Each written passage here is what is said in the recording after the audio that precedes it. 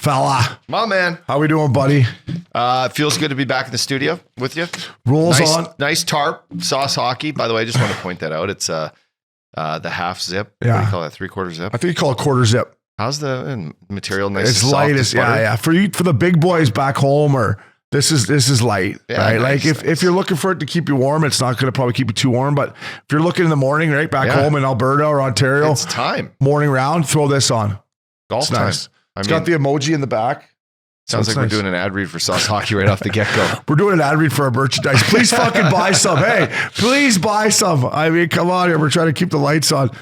Try to help the boys out, because if you don't, you may next year fucking go, where's Missin Curfew? And you'll be like, it's no longer here. So that's my little spiel up here. I'm crying poor. Get yourself a quarter. You're not going to make any money doing merch. That's just the way it is. That's true. But you're going to keep the boys looking good. But there's no money in it. Is there no money in it? I think anyone that's ever done merch for anything, they know that. Yeah. Do you think Portnoy makes money on his merch? He's now got 30 fucking million people like tuning into his to the station. So yeah, at some point. Fuckers. Nelk boys making money on their merch, right? You tell me. I don't know. I mean, those guys are great. No, it's not my style, really. I'm not really. They don't have a nice golf zip up. Happy Dad. If you want a Happy Dad t-shirt, I'm sure you can. Have you tried those yet? I haven't tried those. I've had a Happy Dad before. Are they pretty good? Yeah, they're not bad. Yeah, I tried them at. They carry them at what's that place called? High Times. Is that where you buy liquor store on the planet? Yeah, is that the one off MacArthur? Yeah, it's the only place here that you can get nice cold Labatt blue lights. No, that's not High Times. I'm thinking Fine Wines or something. No, High Times is right, by the Goose, kind of on the other side of the street. I was up on 17th Street yesterday. Yeah, looking for a little something to eat. Went with Jersey Mike sub, standard. Nice lot staple. of action on 17th Street. Yeah, there is. A lot of action. I know. The Goose is there. Yeah. Lots of restaurants. Happy hour spots. Some fucking frozen yogurt up there. Santa Yogurt Monica land. Seafood. The Harp. Good Philly bar. The Harp. Yeah, the Harp Inn. You watch Eagles games there. Where's that? That's right beside. It's on the corner of Newport Boulevard and 17th. Right beside Santa Monica Seafood. You know what else is there? Le Cave. Great spot. Great steakhouse. Go there after if you want. Go to Le Cave for a steak. A little fucking shrimp scampi. Hey, I will say about those Nelk boys, man, they get some heavy hitting guests. They just had Ice Cube on last week. I was out for a walk. They had Ice Cube on there talking about, I mean, what a voice on Ice Cube, man. 100%. But by the way, all our listeners out there, I hope you guys enjoy the Nelk boys, because they're giving it to you as real as they can. Yeah. For a couple good Canadian kids, they're throwing it out there. You're right. They're guests. They fucking don't give a fuck. They'll go out and get the heavy hitters. And if you can't learn to appreciate what they're doing and what they built, I don't think that's the American dream right there. They were living out in Newport Beach last summer. I don't know if they're still puss, here. They're drinking. They're doing fucking funny videos. They're getting great guests on a podcast. Yeah. They got a booze brand. Yeah. They got merch. They fucking walked into, of all places, they walked into, what's that one down the peninsula where it just sells beers? Mutt Lynch's. They came in and Loops was there, and they're from Toronto. The one kid recognized Loops, an old Leafs fan. But what's the one Canadian kid's name? Kyle. Or Steve will do it. Yeah, Kyle. I actually sat on a flight from Toronto to LAX with Kyle up in first class. I don't know who was hung over, me or him, but they rolled into Mutt Lynch's, just rocket broads everywhere. I bet. Right? Just like you and I did back 7 years ago. Yeah, fuck it, right? We didn't need a fucking... we were going to Mutt's, yeah. And then over to Cassidy's, and then maybe the, Lido House rooftop, then a restaurant. Look at this. It says location, Newport Beach, USA. Network, Full Set Entertainment. Where was it created? Mississauga, Ontario. Total views, 1.26 billion. Do you think they need a couple hockey personalities? Maybe a hockey podcast? Or should we sit down and chat with these boys? Or I would say we probably need them more than they need us. But if we could get in the meeting, man, we could be a great asset. We will. And we'd love to be. Obviously, we're big fans. I am fans of the podcast. It's great. And they're just shenanigans. They fuck. These guys are doing some fucking. They are doing some fucking. So how do we get going on this? On the merchandise? Check it out. Sauce Hockey, MissinCurfew.com. Lots of good shit on there. Up Dog. What a call, man. PGA Championship. You sat in that very seat last week and said Brooks Koepka would win. What a call, bro. Thank you. Yeah, what a call. It didn't take me long. I looked through the list of guys who I thought have it mentally and have it physically. Brooks Koepka is he's a gamer. And he's proving now that when he was battling injuries and Downfall, and Tiger's been through it. All the top guys have been through it. You feel like golf, it takes a lot out of your body, which is why these guys, they play fucking 40 weekends a year. It's like, it's going to be tricky. Totally. It's terrible to play golf when your body doesn't feel good. Like it's the worst. Fuck, it's the worst. Like your back sore, your hips in one, your wrists. It's like, and for these guys that are competing for their livelihood, I'm sure it's frustrating as, And that's walking. I mean, walking and the swamp ass you get sometimes in these tough conditions. Break out the monkey bum. And look at this weekend. If this weekend wasn't a test to a mental grind through whether the wind or the rain or what looked like snow at some point, these guys, there was no easy way out of this weekend. The rough, those bunkers. Everything. I asked Connors and Hovland about that bunker. Oh, but it was tough conditions, and the strongest survive. And I just think Brooks Koepka, as pinned as he was last night at the Florida Panthers game, he was on a mission. Was he having a time? He's there to prove something again. Yeah, it's nice when you see it in a guy's eyes. And fuck, can he putt? He can putt. He can putt. He bombs it. He has his irons like Tiger used to. I like the way he plays. I like how he just attacks. Plays fast. Swings those TaylorMade clubs as fucking hard as he can. He just attacks the ball. I went home. We recorded on Tuesday. On Wednesday, I went home and listened to that fucking nerd Brandel Chambly again. Hey, Golf Channel. It might be time to mix it up because this guy is just the way that he still talks about the Ryder Cup and these live guys, whatever. We don't need to get into it, but he's basically the only guy saying, even Brad Faxon was like, come on, man. Like, it's the Ryder Cup. There's no money involved. It's, the best Americans want to play. He said on Wednesday that Oak Hill is a lot like Bethpage Black. And right then I should have been, that's where Koepka won his other fucking PGA, or he won one there and one at, this was his third, right? Yeah. Yeah. Where else did he win one? He's got as many majors as Seve now. Yeah. He's got five. So I'm like, fuck, the up dog's onto something here, I think. And I was like, you know what? He was a little tired in the fourth round. Can these guys, and you said it on this podcast, the live guys, they get a little softer around the stomach. They only play 3 rounds. Like I thought, does he have it in him for 4 rounds? So I didn't jump on him at plus 2,000, but after the fucking second round when he was plus 900, I jumped on it. 500 to win 4,500. I almost put a G on it, but then I backed off. Atta boy. Trying to learn my lesson. I tried to back off. I wish I would have fucking hammered it. But my 2 guys, Cameron Young, his body language, I'm like, he's done. And then Tom Kim, when he fell in the fucking mud puddle, I'm like, this guy's... I look up, he's got mud everywhere. He's like 6 over. I'm like, nice bets, O'Brien, you loser. By the way, I didn't see how that finished up. Did he have to finish the round in that gear? You can't add to your bag, so I'm sure you can't change even your ginch. I don't know, but he was fucking... Does anyone know how that... yeah. Did you see how much he was fucking fully mud covered? was on? Yeah. Covered from head to toe. Because I know maybe he had an extra pair of slacks in his bag, but it's whatever's in your bag is what you have to finish with. Yeah, I think they threw him a towel and just said, hey, like, when did you ever have to shit back in the day on the golf course and you got no toilet paper? You just say, throw me the towel. You ever have to do that? I mean, I can't remember, but probably. There had to have been a weekend bender where you're like, oh, you're on like 6. You're like, oh, fuck, boys. Throw me the green towel. You just sit there. I would have jumped in the cart, handled the bumps, and just got to the shitter. But even if you're like, I'm talking, you're like at the farthest pace of the clubhouse and you're like, it's never happened to you, eh? Yeah, I don't know. You don't really get the growly guts, though. Well, they can come on before you know it. If I say no, I've never, I'd probably get them right now. So. Well, shitter's right there.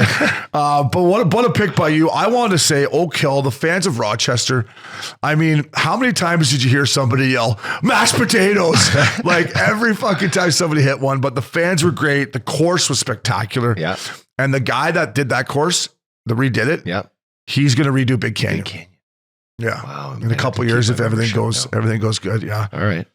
I just thought it was a great, great weekend. I thought the fans of New York, I saw some blue lights being consumed out there, and they had this thing called the fucking garbage plate. Listen to, you want to talk about getting the shits up, dogs? Listen to this here. Home fries, macaroni salad, baked beans, French fries. Then you choose your type of meat. You go hamburger, cheeseburger, hot dog, sausage, chicky tenders, fish, or fried ham. And then you just top it off with onions, mustards, ketchy. Break out the Pepto-Bismol. I hope they had the shitters all over the course. What the hell is this? It's the garbage plate. That's only in America. Binger, would you eat that if you were baked out of your mind or no? 100%. Yeah. Really? They made it look pretty good on TV. It didn't look bad, right? It's a pile of grease, but it looked good. Who's getting the fish in Buffalo or in No one. Rochester? I'll tell you what the boys in Buff were getting. They were getting the fucking cheeseburger, hot dogs, or maybe the real aggressive one. Get the old brat on there. Yeah, well, I can handle that. I'm just saying, I don't know if I want to eat that if I got 8 hours of golf to watch. No.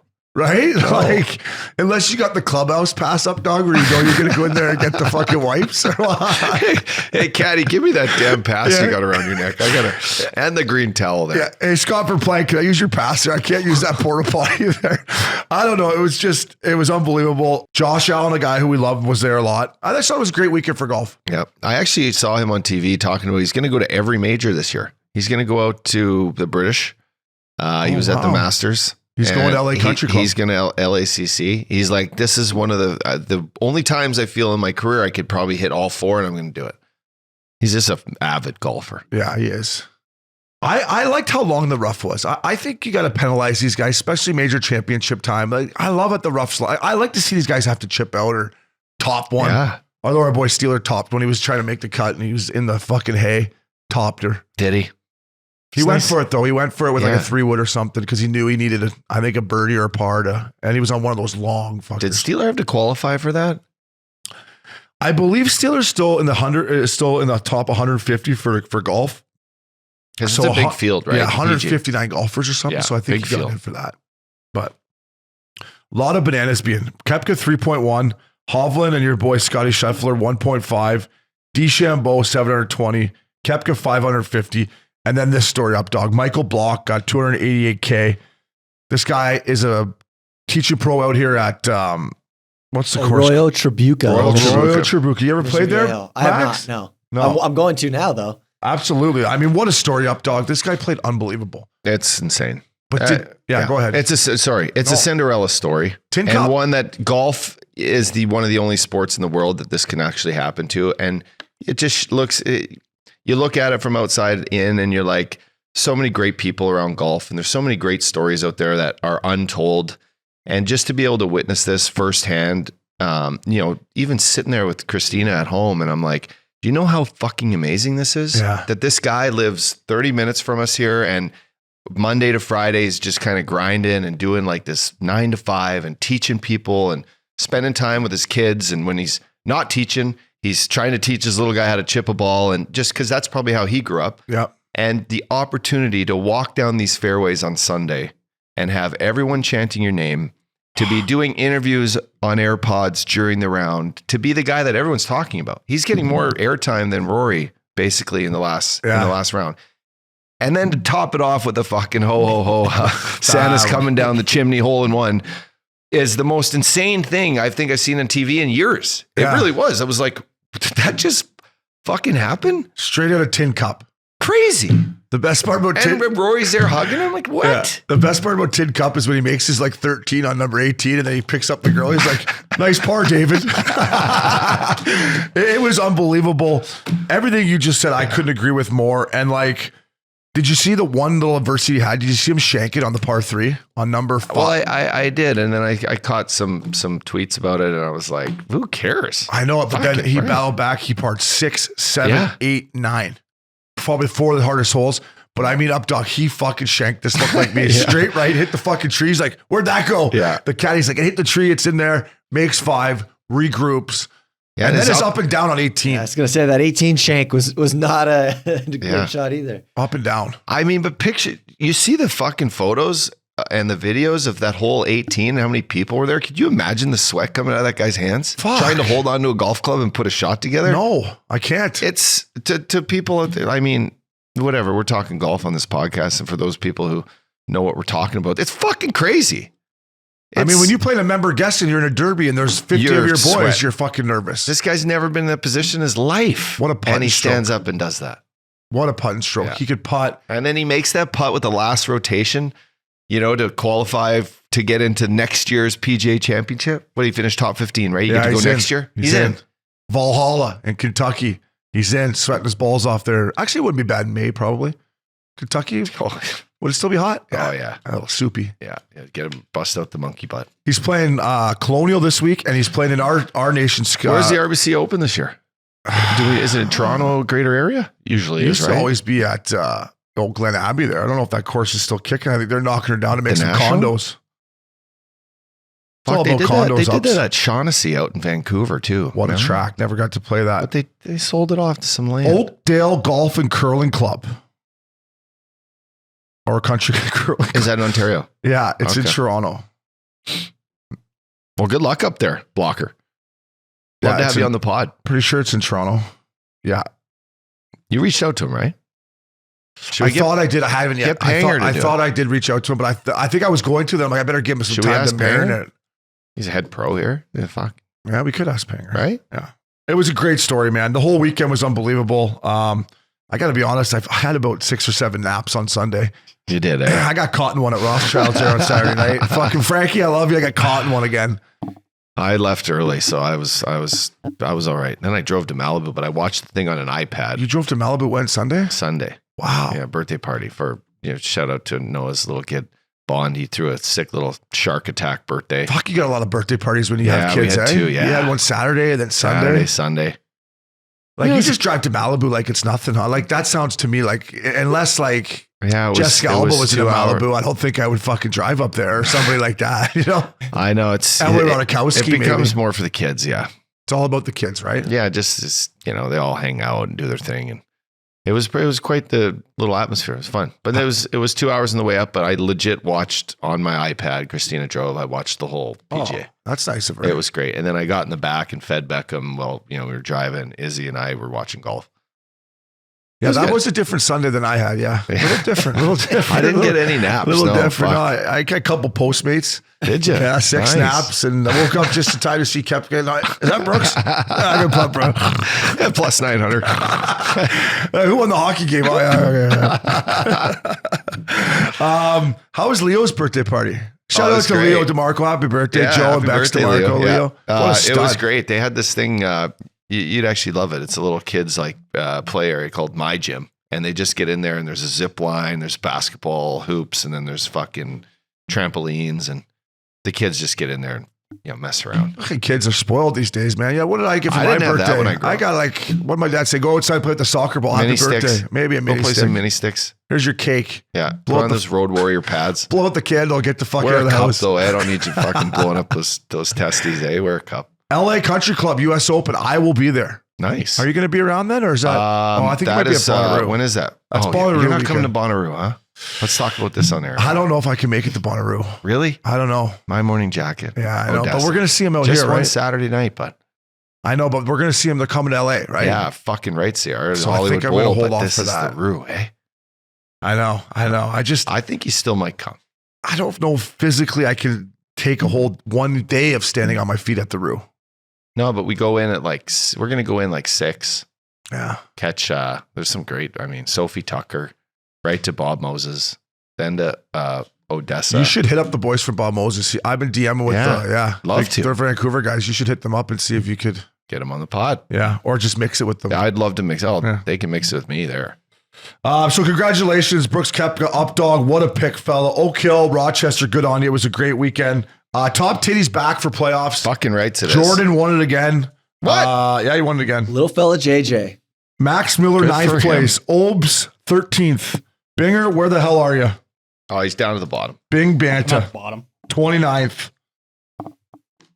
It's different in the playoffs, by the way. The captain gets more points, right? I think the captain. You got to choose a captain, and they cost more, right? But they get 1.5 times the amount of points. Yeah, so it's important to really pick that captain. Yeah. When in doubt, take Matty Tkachuk, although they only score 1 goal a game. We're going to get into that. But up dog, enter to win. What do we got, fella? My man, the enter to win. More entries in the tailor-made Missin Curfew Stanley Cup playoff edition are to be had. We're giving out more entries, right, Max? Yep. If they put in that special promo code that you have there, up dog, yes, of course. Get more entries. So what's that code we're going to use? You guys understand that, you beauties at home? If you want these fucking clubs with all this nice swag, this is what you need. You need the code 4. Hey, 4, right? Beecher, keep an eye on that. Where is that? 4. Did I hit the curb path? And for you beauties out there who don't know how to spell, this isn't 4 like the fucking number. This is FORE. So jump on there. It'll give you more entries, right, Max? Yep, missingcurfew.com. And yes, and the winner will be announced at the start of the Stanley Cup Finals. And holy fuck, if it keeps going like this, that start can happen sooner than later. There's still time to enter. Share this with friends. Earn more entries at missingcurfew.com. Jump on there. I mean, it's sad to give all these clubs away. Look at that. I know. Fuck. Christ. We're team guys. We're team guys here at Missing Curfew. I know we are. I know we are. Thank you to TaylorMade for hooking us up. Updog, great job. Get on that, boys. I'm telling you, the stealth, the irons, it's all National League. Curfew call, Maxi. Fellas, Obi, it's your old buddy from Uxbridge here, Coxy again. Great job on the podcast. As always, you two donkeys. I love listening to you.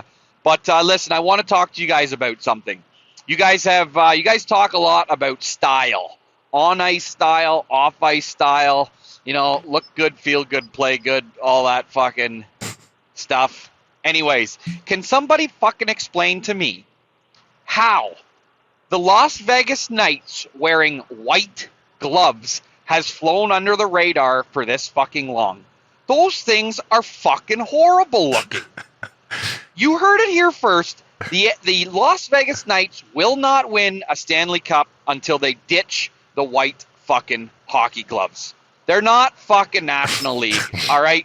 They're terrible. Want to get your thoughts on it. Keep up the good work, boys. Coxy out. Coxy, what a beauty. Hey, Coxy, by the way, I'm going to do your podcast. I just keep fucking forgetting, buddy. What podcast is he? He's got like a little podcast. I don't know what it is. I told him I would do it. I keep fucking forgetting, but Coxy, I will do it. As you could tell, he's a bit of a beauty. Yeah. He grew up on a farm in Uxbridge. Never wore white gloves. Tell you that. Couldn't stick hail. No needed to wear fucking gloves, Coxy. Probably doesn't wear rubbers either. He's probably got 6 kids. No idea where they are. Yeah. I remember I would go to his farm. He'd be like, all right, Obes, let's fucking go here. 5 a.m. out to the bar. And I'm like, fuck, what? What are you talking about? So he did toughen me up a little bit, Coxy. Get me out on the farm. I like the white gloves, Coxy. Oh, he likes I'll tell you what's not National League is Carolina's red fucking helmets with the white uniforms.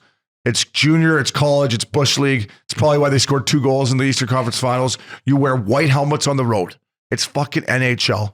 Updog, I don't know about you. I like the white gloves. Yeah. I'm going to disagree with my old teammate, Trevor Cox, although I love you, Coxy. Yeah, I don't know sometimes about the combo with the helmet, the gold helmet.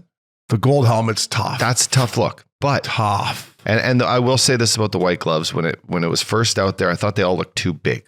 They look like fucking, big boxing pillow gloves, like, cause they were new, but whatever the team, I mean, I don't know. I'm all for an extra pair of gloves. Buy the gloves. Yeah. I don't know. I used to like a nice small mitt, eh? Yeah, something tight. Do I know that about you? I didn't know that about you. Something that was, the more it got snug, wet, I'd had to throw it on the dryer. You like it snug. I know you like it snug. Yeah, but they need to be, because if they get too loose, there's nothing worse than wet gloves. Nothing. And I would say this, Jack Eichel, I went to a game this year where I sat and pick up seats, and Jack Eichel changed his gloves. Yeah. At least every TV timeout. So what's that, 4 times? Yeah. You know who else on his team does is Petro. Legit every time he comes off the ice, he hands him to the back. I agree. There was nothing worse than a glove that you had to the palm got too loose and it wasn't tight. Yeah. Like Frosty would be cutting it, that Rawlings, and pulling it back down and sewing it there because you need them nice and. Just think about the gloves we used to wear in the American League on a 3-on-3 when you were they were just stinky, and that's where the stinky glove came from. Because and the guy'd be like, "Oh, Christ, Jesus, Obi, get that out of here, get the fuck away from the net." But in the NHL, they're always nice and warm. Hey, when you put them on in the morning, they're nice and warm. Get out there, snap it around. But Coxy, I like the white gloves, and I don't know if you're right about Vegas not winning the cup without them, because to me, which we're going to get into in a little bit, they look pretty good. But as always, thank you for the curfew call, Coxy, a beauty. My old teammate for the old Central Ontario Wolves. Oh, nice. Yeah, Coxy. A little game. A little game to him. He was a mucker. You get in there and muck it up a little bit. A ball player too, or is just a hockey guy? Just a farm boy from Uxbridge, Ontario. I wonder what he's doing nowadays. But anyways, thanks for the call. We will be right back. Welcome back to Mr. Curfew. Updog, I wanted to ask you a question. With watching the PGA Championship, and I watched the boxing fight between Haney and Lomachenko, and you see these, like, if you could be a top 5 athlete, or just maybe the top athlete, I got the highest paid athletes in 2003 on Forbes here. Yep. I think you know who they are. They're football players to start. Ronaldo, Messi, and Mbappe. And then it goes to LeBron, Binger's boy, and then Canelo. DJ. But to you, yes. And then number 6, no, you're right. Number 6 is Dustin Johnson at $107 million. Yeah. But if you could be a top athlete in any sport, is it golf? What is it to you think? Like, what would you want to be on this list for? And I know it's not a hockey player because they're not on the fucking list. Race car drivers. F1. Fucking A. Wow. I did not think you were going to say that. Those guys get licked. Monday to Thursday. Those guys get drunk and then get on the Monday to Thursday. They're going to a new city. And you sent the photo yesterday? Look at Monaco right now. Man. Imagine going into Monaco and you're like McLaren's fucking top notch, like 26-year-old driver, got an accent, fucking rip, big horn, and you're like, let's go, Monaco. Yeah, right? I know. Let's go. And then, but you really don't. You just have to. You just have to show up Saturday morning to do some trial runs, get your seed, and then you fucking jump into the race Sunday for 3.5, 4 hours. You drive that car and you get out and rage. Great answer. You never watched Drive to Survive, did you? Yes. You know what I thought? What about it? I just think those guys put in a lot more work than you're giving them credit for. Max, I was a professional athlete, but I know, and I had fun. But you fucking enjoy both. And if you think that those guys aren't, you're nuts. If you think those guys are all just eating protein shakes and kale salads, you're fucking out of your mind. They're drinking champagne and fucking. They're fucking is what they're doing. The F1 drivers are going out there and they're making a statement. Yeah, no, I didn't even think about F1 drivers. That's a great. Lewis Hamilton at the party in Aspen. Out of his mind. I thought you were going to say, that's a great answer, by the way. F1, that's a great fucking answer. It's not like you can travel the whole world. You're not just stuck in North America. Yeah. I thought you were going to maybe say tennis. And this is the reason. Roger Federer last year made $0 on the tennis court. He made 95 bananas in endorsements with his brand. And obviously his success on the court has led to that. But like, to me, I'm going to say either a golfer or maybe a boxer. Like Canelo Alvarez. And then at the end of the day, you know, too, when you go out, if a guy looks at you, like, what the fuck are you looking at? All right? Get out of my fucking table. Yeah, Move. No one's sizing you up. No one's sizing you up. No one looks at Canelo and wants to do him. Now, Now, when you say that, you got to fight 4 times a year where your head's going to be a little bubblicious. So but I don't know. But you got to take it all into consideration. You do. Right? Like, and I think that's your question. Is that of all of it, knowing like, where you travel to, the money you can make, the actual sport itself, how big of a toll it takes on your health. Yeah. You know, you factor that all in. Tennis is F1 is the one you're most likely to die in competing in your sport? I don't know. Statistically, what would it be? Statistically, they say you have a better chance of dying on the way to the airport to die. Hey, you're a little tense about the flight. You know, statistically say you got more of a chance. I think nowadays with the neck braces and everything, I don't think it's like, by the way, great movie, Rush. Is it Rush? Yeah. What a movie. Great flick. I love that guy. Talk about a guy that didn't enjoy the fighter things as a race car driver. The guy that played the blonde guy who just banged broads and drank champagne and had kamikaze style. It depends. I would say, you know, if you're talking high end sports, who fucking puts their bodies on risk is probably skiers. Yeah, and they don't make that much, right? Like they're not on the list here. Well, there's a world tour, but I'm sure Lindsey Vonn made a fucking fair penny in her day. Yeah, probably. But when you're looking at boxers up, like, so Canelo fights what, 3 times a year? Maybe twice? Well, he signed that deal with the Zone. And he has to do 3 a year, but he's got what is it? It's like a $500 million deal, right? Yeah, he made $100 million last year. Yeah. Yeah, I think he said a 5-year deal. So you got to train for the fight. It takes 6 months of where you're digging in. Then you get in there for 12 rounds. But Canelo's the best. You're the best. Yeah. You're not the guy that Canelo's kicking the shit out of. You're Canelo or Floyd. Yeah. Right. So I don't know, boxing, and then like, I don't know, sitting ringside with those other boxers, like, you know, Haney and Mayweather, and just to see like them walk into a place, you're like, holy fuck, even though this guy's this big. Yeah. I don't know. So I also think of like the history in and around the sport. So I think like tennis, for example, there's been so much, you know, it's been played for, I don't know how long. Tennis is probably a very old game, right? Golf is an old game. I like the tradition to the game. Boxing, you know, boxing has, obviously it's been a worldwide stage for a lot of people to go out and battle for their country or stand up for what they believe in, their rights, political, whatever.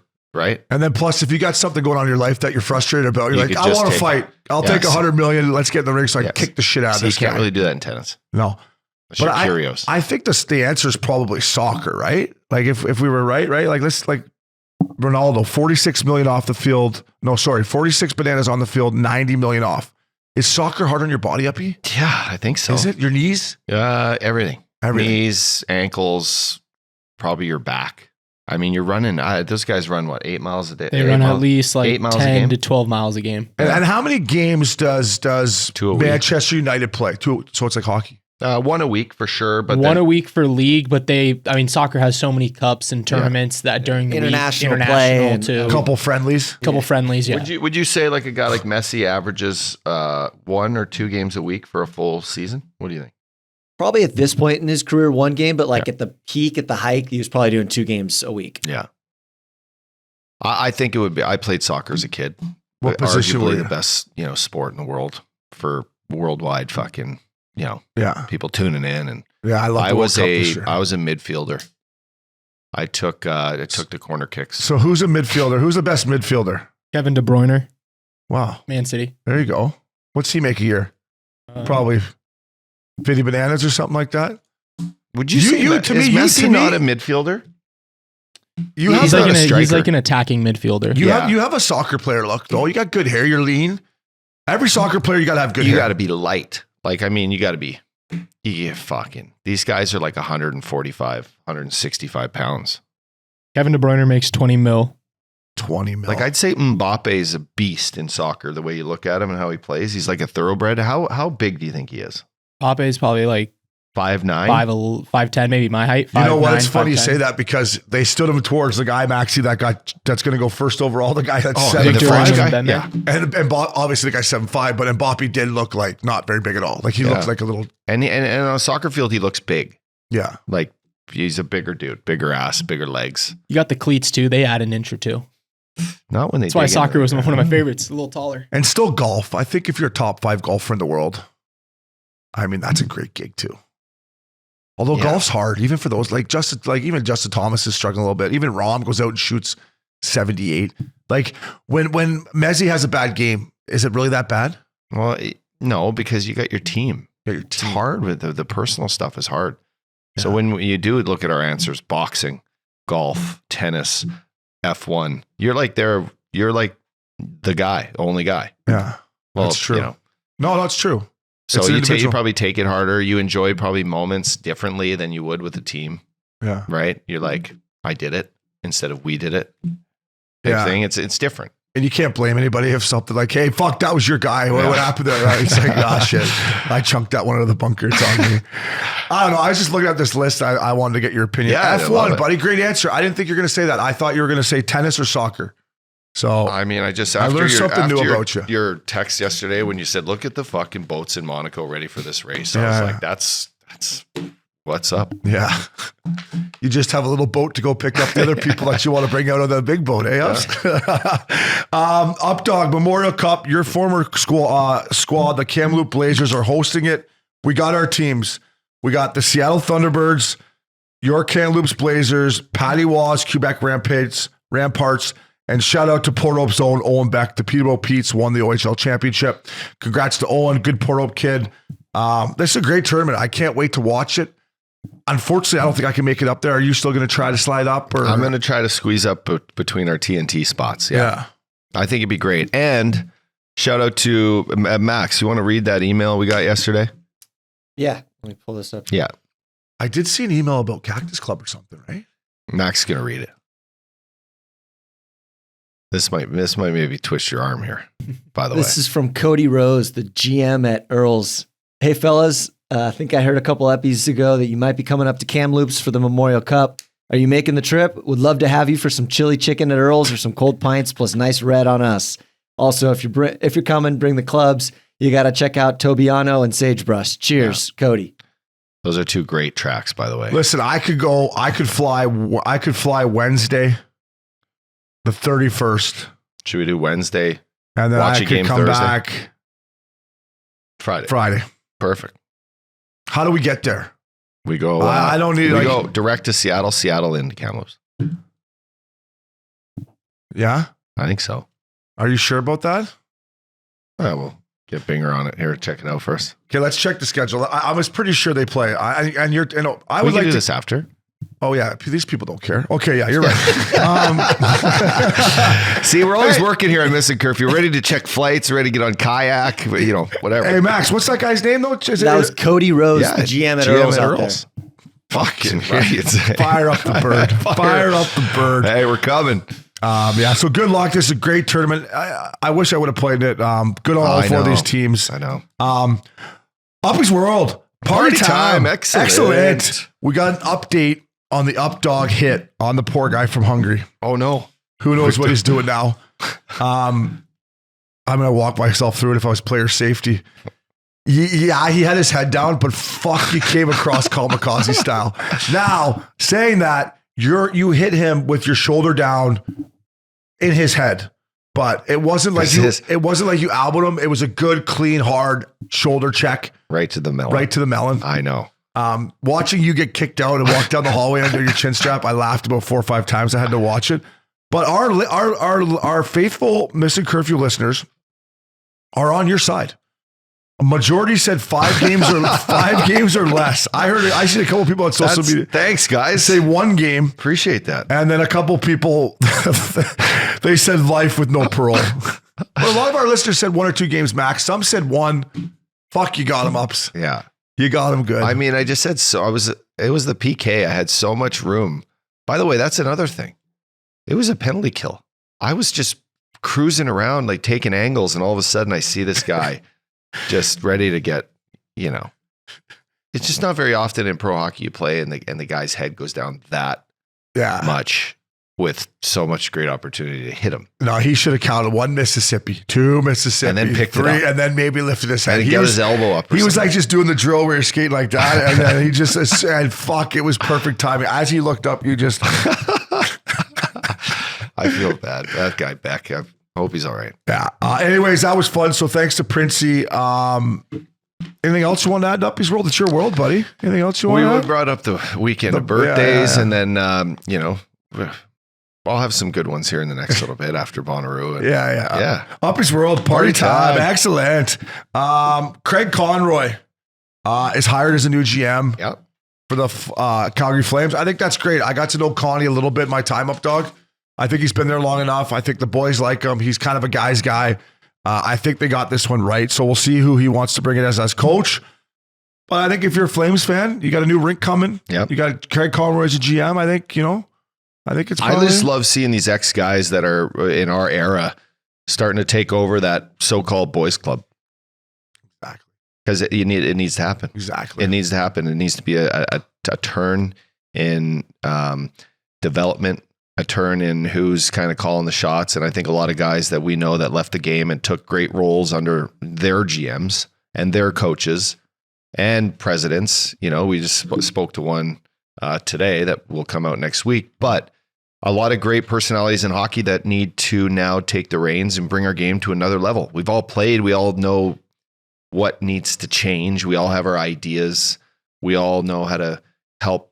In this circumstance, Craig Conroy, what a great guy to take Calgary to another level that it's never been before. Yeah. A guy that played there, blood and sweat, gave it all. Fans loved him. I think it's a great fit. I think the players are going to like him. Yeah. And it's a great role for him to go into with this new rink and new exciting things in Calgary. And he's earned it. Yeah. I got to know, obviously, my half a year in Calgary, which my career went to die, but then he would come down to Abbotsford and I got to meet him, spend some time with Conroy down there, Connie, and he was a good guy. He's a good guy. He's paid his dues.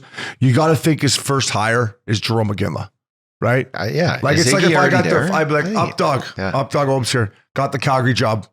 How's $1 million? Come on in. Hey, right? 12. Like, you got to get a Ginla in there. Of course. Like, it's time for him to be back around the team. He's the fucking best Flame maybe of all time besides Lanny McCollum. Do you think Commodore's blowing him up right now? Hey, what do we need? What can I do? It was funny that I saw something on social media about Comey saying that if like Mike Babcock's maybe in on the Calgary job, and he was losing his mind. He's like, I'll quit the alumni tomorrow if they hire Babcock. That's great. So, Updog, I wanted to get your opinion. Friend of the pod, Keith Jones, president of the Flyers, your former teammate, Danny Briere, and then obviously Torts. What do you think as a Flyers? Personally, I like this one. Caught me by surprise. I've always loved Keith Jones. Obes, when I was not a rookie, but my first couple of years in Philly, he was around our team a lot. I still think he is, although he's more on a national level for TV right now, and he's doing awesome stuff with TNT. What I like about this is now there's a mutual respect amongst the GM, the president, and what I don't know Torts that well like you, but I think that these three guys now can go, all right, this is the bucket you need. This is the bucket I'm going to take care of. And then you we need your input, but you coach, whatever. There's no one's going to be pointing fingers. They all have a fresh start. Torts has been there. This is will be a second year. Yeah. So this is great for hockey.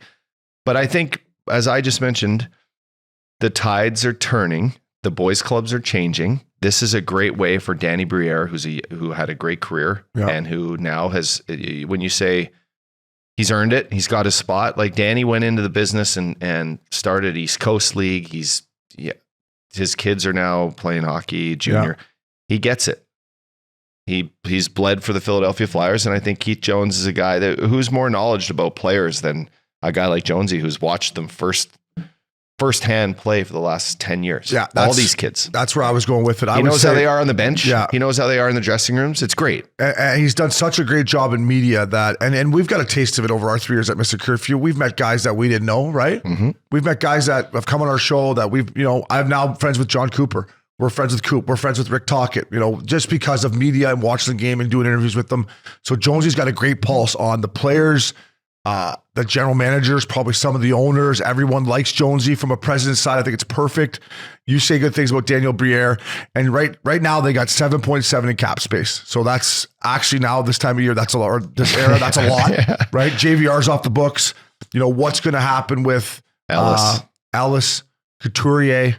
I don't know. If I'm a Flyers fan, I think it's good. I love Jonesy. I wish him the best of luck. I think better days ahead. I think they got the three right guys for the job. Yeah, I agree. Yeah. I can't wait to see Torts. Torts, I miss your just rants, buddy. I wonder how his summer's going. He's a big fisherman. Some sad news here, Uppy. They voted no on the rink in Tempe. Listen, we stuck up for, I love Arizona. I love what they're building there. I love Clayton Keller. I was a fan of the Mullet Arena, but to me, this here, voting down the rink, as much as I love going to Scottsdale and I love Arizona, to me, it's a wrap. Gary Bettman has been trying this for 20 fucking years. We were paying escrow for this team when we were in the league. They're still paying escrow for this team. They're playing in a 5,000 seat college arena. Like, joke's over here, right? It didn't work out. To me, as much as I love Arizona, with no new rink, you can't make these guys like Kells and these guys play in a fucking college rink. I don't know. To me, it's a wrap. I know it's. I look across you. I feel your pain, but I'm asking you, as a guy that spent 12, 13 years in the league, going to Scottsdale, like, are you ready to give up on that, calendar destination when you get to go play there, or playing there? No, I'm not. So it's tough, and no one wants it. But you look at this deal, this total project of this beautiful entertainment center they were going to build was $2.1 million, with at least 1.9 of it privately funded. Now, when they went to the vote, all these people that probably don't get the right information, looked at it and said, like, there's a $75 million cost here in this article I'm reading on ESPN of moving trash out of the site that they were going to build it. And they thought they were going to be on the hook for that. So I look at this and I say, like, okay, what information was being used, to trick people into voting no for this or to voting yes? And I think the NHL got the short end of the stick, because I've been to Tempe. There's so much room around Tempe to build a beautiful place, and they need it. I thought it was a no-brainer. They need it. Everyone who lives in Scottsdale, look at what they did with the Diamondbacks' new spring training facility. It's great. Yeah. It's an attraction now. Everyone wants to go. Spring training in Scottsdale is the best place to go. All winter long, having hockey in Tempe in a brand new arena. I know. A place to bring your kids, watch concerts, go eat. I know. I was shocked. I thought there was no way they're going to vote this down. And now there's some rumors that maybe they're going to try to play where the Suns play in downtown Phoenix. Is it built for hockey? I don't know. No, it's not. I actually, so my first 2 years in the league, in 02, 03, right before the lockout, that's where they played. I played a game in there. It's like, It's a basketball arena. Yeah. There's no seats. Like, it play up. Yeah. So to me, I just think from a player's perspective, they earn the right to, and listen, we got some cities. Listen, you got Patrick Mahomes, the Super Bowl MVP, 2-time Super Bowl champ, tweeting out, calling him the Kansas City Coyotes. I mean, Kansas City, to me, they have a building ready to rock there. State-of-the-art fucking barn. Houston, Texas, 4th largest city, doesn't have a squad. How about... and then to me, San Diego. San Diegans. What about San Diegans? What about Utah? A little place, little Salt Lake City, where our boy Al Hall likes to go. I mean, tough rules on the Utah there. Jazz owner Ryan Smith, who our boy. Are we going to get a suite or something of this, or what? He's met with Bettman. I got the lowdown. You did, eh? Maybe Utah's a spot. Early last call there. Yeah, can we get a place to Park City? City? Get booze on the weekend there? I don't know. I played there against the Utah Grizzlies, and we went out to the bar, and it was like last call was like 12:30, and you couldn't get a fucking shot. You couldn't get a shot. It's not Rothschild's, is it? No, listen, Salt Lake it makes sense too. And for me, when you look at it from the Central Division, that's why Houston, Salt Lake, Kansas City makes sense to me. Keep them in the Central. They all have buildings. Like, we can't make these Coyotes guys play in the mullet anymore. Boys to go to Kansas City though. We're not doing. No, I want them to play in Tempe. Yeah, exactly. But they're not going to. I know. Stupid voters. Yeah. Like, as much as we talk about the fire things, I get what you're saying, but I know these aren't 3 of the best, although Houston's fun. Little place called Treasures. Check it out. You gotta give these guys fans to rally around them and have an NHL facility. You know how important facilities are? You gotta have. I know. There's so much money in Scottsdale, and once you leave there, you can never go back. That's why it's like they're treading, So you want them on thin ice. to keep just hanging out the mullet for a bit. Hold someone hostage up there or something. They get this done. What if all the players propaganda? Let's get some. What if all the players said, "We're not coming to training camp until we get until you get us figured out. We're not playing at the mullet." That would never happen. Strike on the barn. I don't know. It's sad, Uppy. I was pulling for it. We all love the Coyotes, but maybe you're right, buddy. But I think it's time for a change. I think they've tried everything they can. There's teams that want it. It's funny that we don't have any. Just billionaire guys that want to come in and just fund the whole thing, knowing just.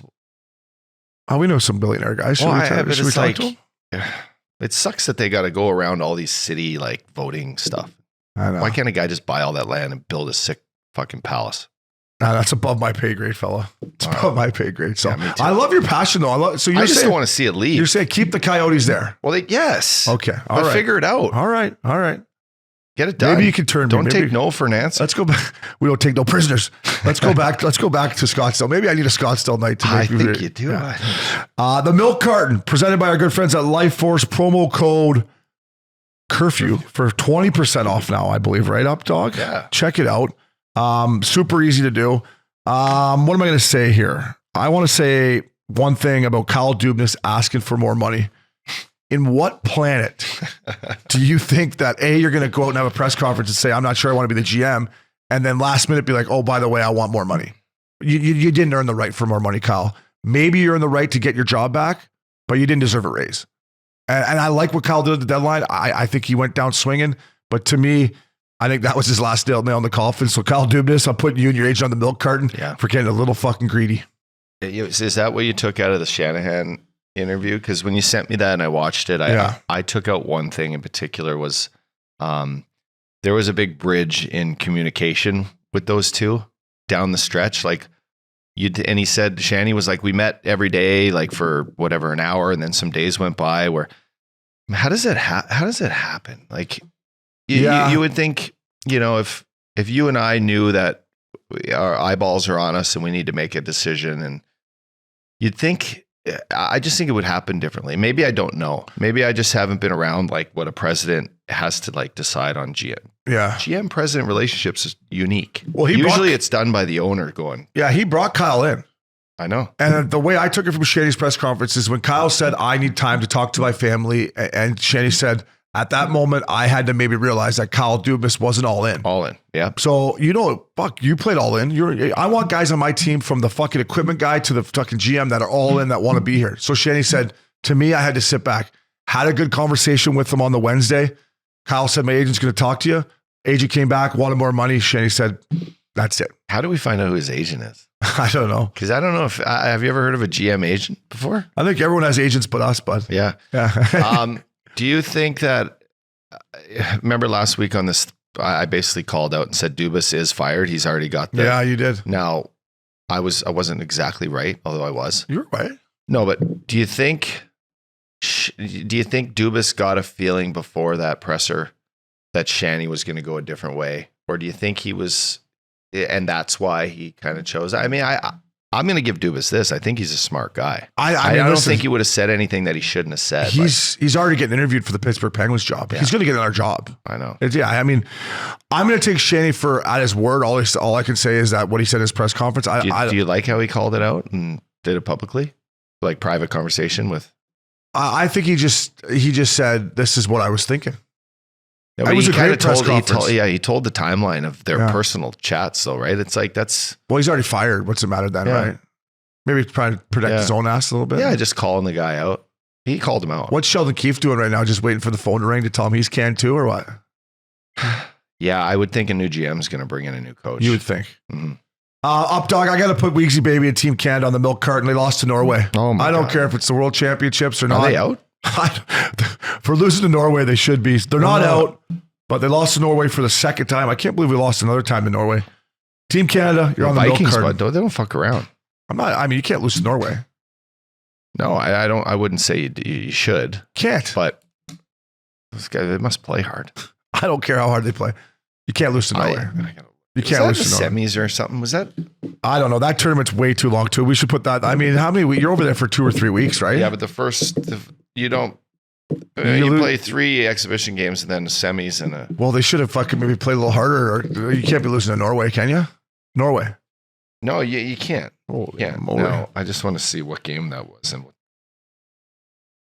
I don't think they beat Latvia 6-0. They're not out. That was like their last, I think, round robin game. They beat Slovak 5-2. They lost to Switzerland, but Swiss are good. They got legit leagues. I mean, Norway is no disrespect to that country. They're just not a power. Like you can't be losing to Norway. I don't care who you got. Norway beat Slovakia. Yeah. At 5-1, we beat Kazakhstan. And yeah, this is. You think it's okay? No, they lost to Switzerland. Yeah, Swiss is good though. Swiss are good. I don't know. I just saw it. I haven't watched the lick of it, so maybe I shouldn't be putting them on the milk carton. Yeah, 3-2, they lost a shootout. As a guy, you can't lose to Norway. So I think they would say the same. So that was presented by Lifeforce. Promo code Curfew for 20% off. Get this guy a beer. Presented by our good friends at Labatt Blue. The blue lights were flowing at the PGA Championship. I'm giving Freddie Anderson a beer for game 1. I mean, 4 overtimes up dog. He played unbelievable. And I got to give Barkov. I called Barky out in the first round. I put him on the milk carton. I hope he's not banged up too much. From what I've heard, he's going to be okay, but he did leave game 3. But the way he's played, it's been unbelievable. Yeah. I mean, his numbers away from the puck, he's first at everything. Puck's taken away, face off, D-zone coverage. I think he's been on for 1 5-on-5 goal. The goal he scored in game 2 was sick. It was sick. Barkov, get this guy a blue light. I love that. And just to touch on that, I've always loved this kid, but what he is he's your modern day perfect power forward who has responsible, traits in both sides. He's always around the puck. And you can't just keep a guy like that down. Whether he has a bad round or a bad game, he ain't going anywhere, right? He ain't going anywhere. What do you think about the 4 overtime game? I mean, wow. I watched the whole thing. The last 3 periods I was in bed for. Every time I would look up to see which overtime it was, I'd be like, did it go to 5 yet? Or is it 4? Is it 3? It was a bizarre evening. Bizarre evening. And I was drunk. I went and had sushi and had a bunch of sake. Let's say we're in that dressing room, right? We're going in the third OT. It's game 1. Yeah. And I look at you, say, up dog, fucking make a play here. Like, boys, let's play on our toes. Let's like we don't want to be here all night.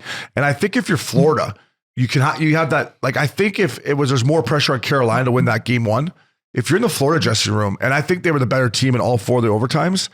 I don't know. I'm not sitting back in game 1. Let's go win this. If we lose, it's 1 game. Now if it's game 7 and we're in fucking quadruple overtime, I'm like up dog, keep it on your forehand. I don't know. I just thought I think at that, like I've been to a 3 overtime. I think at that point you're not talking much. You're out there just going, I know my role. I'm going to get it done. Now, if I was sitting on the bench, which I probably would have been, I'd look to one of my top guys and I said, listen, This is the shift. Like, you should tell your line mates, like, go get it. As soon as the puck goes into the corner, like, I'm going, or just get one out high, flip it. Can we talk about Aaron Ekblad flipping pucks? Have you noticed this? He flips every fucking puck and it lands at the center ice dot and it bounces around, and it's insane. It's a flip. I'd say he's done more flips than passes. And in overtime, he does. He does 100%. That's just a joke for hockey, but it is. It's crazy, and it's work all overtime. He's doing it, and they're getting their odd man rushes. And these fucking D-men, it's easier to go attack a guy than have to fucking get the puck and find it over your head in the lights. And it sucks. Terrible bounce. When it's flipped and it's bouncing, the guy, coming down. That is wrong. That is what's wrong with hockey. You're right. I agree. And then I wanted to say our boy Matty Tkachuk. I mean, I feel like I've been giving this guy beers all playoffs, but first of all, bussin' 10, his interview after he got the game winner in game 2. Bussin' 10. I used to love saying that after the game, right? Yeah. For all you guys that got to stretch and ice, fuck that. Bussin' 10, get on the ice on the bird. Especially in the cities we know. Yeah, let's go. Bussin' 10. I agree. And then Bobrovsky, man, 132 saves and 135 shots. Get this guy blue light. His interview last night after the game was unbelievable, yeah, it was right? Great. Like humbled. It was great. Called it NHL Network last week. This kid, he wants it. Matty Tkachuk and him right now are the two guys that are 1-2 right now in my Conn Smythe voting. Fuck yeah, man. Right? Big time. But I'd say Bobrovsky's got the edge. Matty looked the best I've seen him look last night in game 3. Looked like he had a little jump back in his stride. Yeah, he's back home. He's sleeping on a nice pad. Probably took the golf cart up to Cafe Europa for a little pregame. Yeah, he looked good. He's looked good all playoffs. I thought he just looked maybe a little tired at certain points, but last night he played unbelievable. Great pass to Reinhart. And then, hey, let's give the great one. Your boy, Gretz the beer. Chopping the old milk carton reference on TNT. Thanks, Gretz. The old 100%. Putting guys on Toronto on the milk carton. I love it. It's good to see Gretz back. It is. Yeah. He's been buttoned up. He's great. It didn't help. His first game was 4 overtimes. It looked like he might have been falling asleep there for a minute. Yeah, that was. I was falling asleep. Legit. Yeah, everyone was falling asleep. I had to watch the 4th period in bed, the 4th overtime, and I was just like one eyeing her. So he's great though. Yeah. Is it not nice just to hear him talk? It is. It's great. Yeah. So that was Get This Guy a Beer, presented by our good friends at Labatt. The rumor mill by our friends at DraftKings. Shout out to Mike Richards, your former teammate. A lot of people are calling. I went out here last week and said Matthews to the Kings, took some heat for it. We'll see how that plays out. Mike Richards and a lot of other people are saying Mitch Marner's the guy. Are you with that? You think Marner's the guy they got to trade? I am. Yeah. Well, his stock's still high. He's a great player. A lot of teams could build either a young lineup around him, or he could be penciled in to be a top guy on a veteran team. But I think right now it's like something's got to give. And if they lock in Matthews, that's their decision. I think it's an inevitable move that they have to move Marner. Yeah. Yeah. I just don't know. You can't move Tavares. No. I just don't know how this new GM is going to get Matthews signed by July 1st. And I don't know. It's going to be interesting. Depends who it is. Like, if it's a guy that comes in and Matthews looks up to him and says like, wow, I watched you play as a kid, or I know your heart's in this and I need different direction because Dubas wasn't giving it. Or if you tell me you're trading Marner and you're going to bring in some youth, but we're not going to have 2 guys making all the money. Yeah. Or just, whatever the case may be. Yeah. We'll see. But there needs to be new leadership there starting off. If I'm the Leafs GM, I'm calling Dumba's agent and being like, what's it take to get this guy here? They need a right-handed top D man, in my opinion. And speaking of, shout out to my boy Skip. I used to play baseball with this guy, Ryan McBride. He's a beauty from Toronto. Big fan of the pod. He said to me, do you think you could trade Marner for Toffoli and Tanev? And I said, it's going to take a little bit more than that. But what I do think is, I think Calgary may be a good fit for Marner. Because when you look at everything they have in Calgary, they got the thumpers. They got Kadri, the 2-way center. They got Markey in between. They got good D. They got grit. They need a skilled guy to maybe play with Hubie, right? You got Hubie on the left, Marner on the right. Yeah. I don't know. Does Marner seem like a good fit in Calgary for you? Like they need some more little pizzazz there. You're paying Hubie and Marner both over $11 million. It's like, it's tough, man. The 2 guys making all that money, you better be putting up McDavid Draisaitl numbers. Like you got to think Hubie be licking his chops to play with a guy like Marner though, right? I think everyone in the world would. I hear it from our boy Lupo all the time. Like if this kid was doing what he was doing when I was there, I'd have another 100 goals. Okay, yeah, no shit. Maybe like Lindholm, Toffoli, and Tanev. No, You think Lindholm Tanev? makes 4 points. I'm just thinking money-wise. This is why the salary cap sucks. Weegsy, baby. Weegsy makes 6.2. Does he have a no move? It's got to kick in right now, right? I don't know if you got a full no move in that. Right here. No trade clause. Doesn't have a no move. So he's got a limited no trade or no It trade? says no trade clause. So that's basically no move. Yeah, I think Toronto might be interested to if Weegar was, I don't know. I mean, and then you got Anderson, who's another right-handed defenseman. I just think, I think Marner to Calgary would be a good fit. Yeah, you're right. The number-wise, we'll see. Well, but, three righty defensemen, and that's exactly what Toronto needs. Yeah. We'll see. We'll see if old Craig Conroy, if that's first on his things to do. That was the Rumor Mill presented by DraftKings, promo code Curfew Kings. Anything else you want to touch on, fella? Fuck, bud. We get exciting, you get the Panthers Panthers game. up 3-0. That's crazy. Hopefully Barkey's okay. Yeah. Dallas tonight, I think this is recording on Tuesday. I think Dallas, I'm going to say it here, I think Dallas is going to make it 2-2. It's going to go back to Vegas tied. For game 5. For game 5. All right. So game 3 tonight. Lines 150 on DraftKings. Already hammered Dallas. Hammer time. Already hammered them. I like that. Yeah, Dallas plays great at home. They could have won either game. It's a tight series. Yeah. I don't know. I want to see this one go a little bit more than 4 or 5. I just hate that everything I've predicted or what just seems right to have happen in hockey is going the opposite way. It's funny how it all happens. You were on fire in the first round. You went fucking 7 for 8 or whatever it was. 8, and now I'm ice cold. I'm going to catch you. I took Carolina in this. Yeah. As an ex-Panthers alum, Dallas. I would say this as an ex-Panthers alumni. Did I take Dallas? I wonder if I took Dallas. You got to be excited. Yeah, I am. Right? Yeah. I might book my flight when we get after this. We're going to look at the flights to where? Kamloops, and then we're going to look at the flights to Florida. Yeah. Fuck, I'm going to have to tell my other job that I can't work anymore. Sorry, Cools. It was a great season, buddy. What was I going to say? Because last year with the Avalanche, I think you saw it with me, to have guys that I've known, organizations I played in, you were in Florida for 4 years, it's pretty fucking cool, man. Hell yeah. Pretty cool. And then Maddie's been so great to us to see what he's doing. Barkey, a guy you got to play with and see grow up. Thordy's working the front office. Lou's up in the fucking hanging out with Bill Zito. Jovo's doing his color. Jovo is doing his thing. And teeing it up. It's going to be tough if it's Florida, Vegas.